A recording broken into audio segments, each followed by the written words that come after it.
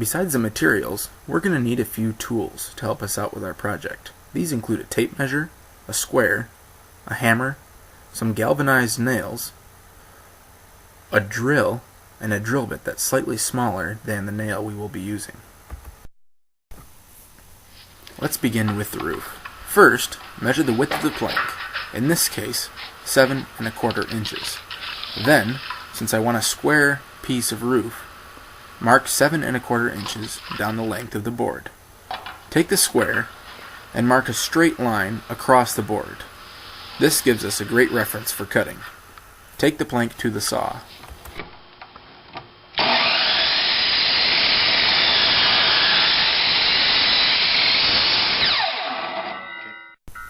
Now repeat this process for the second roof piece. And remember, the second roof piece needs to be 3/4 inch longer to allow for the overlapping joint.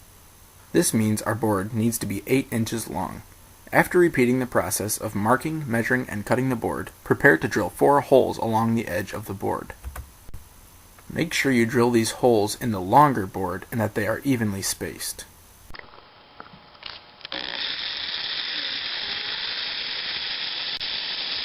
These pilot holes are necessary to ensure that the board does not split when hammering the nails into the board.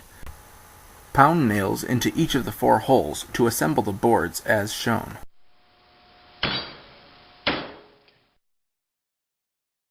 Now that the roof is complete, we need to build the bottom of the bird feeder. The process is the same, except the boards are 5¾ inches and 5 inches long. Measure carefully, cut the boards, then drill 4 pilot holes along the edge of the longer board.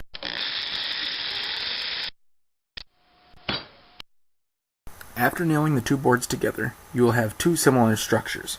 Flip the bottom over and place it under the roof to mark where the nail holes need to go through the roof in order to attach the bottom. You should get something that looks like this. After drilling 4 pilot holes on each side of the roof and nailing the bottom to the roof, place the square across the face of the bird feeder like this. To create the perch, make a mark across the edge of each of the boards. Then measure the width with a tape measure and cut a piece of the board accordingly. Align the edge of the board with the marks on the edges of the boards that create the base of the feeder and trace each corner accordingly. Remember to get the back and the front to create 2 perches.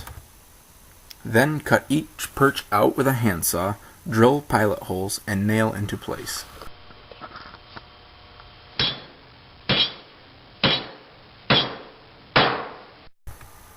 Three or 4 nails should secure each perch, front and back. And now we are ready with the optional part of the bird feeder. If you wish to hang your bird feeder by a string or a wire, you will need to nail 2 long staples into the peak of the roof, 1 at each end. Then take a coat hanger or scrap wire and bend 2 hooks. These will attach to the staples and allow the wire to hang on a branch or a pole. Congratulations, your feeder is now complete.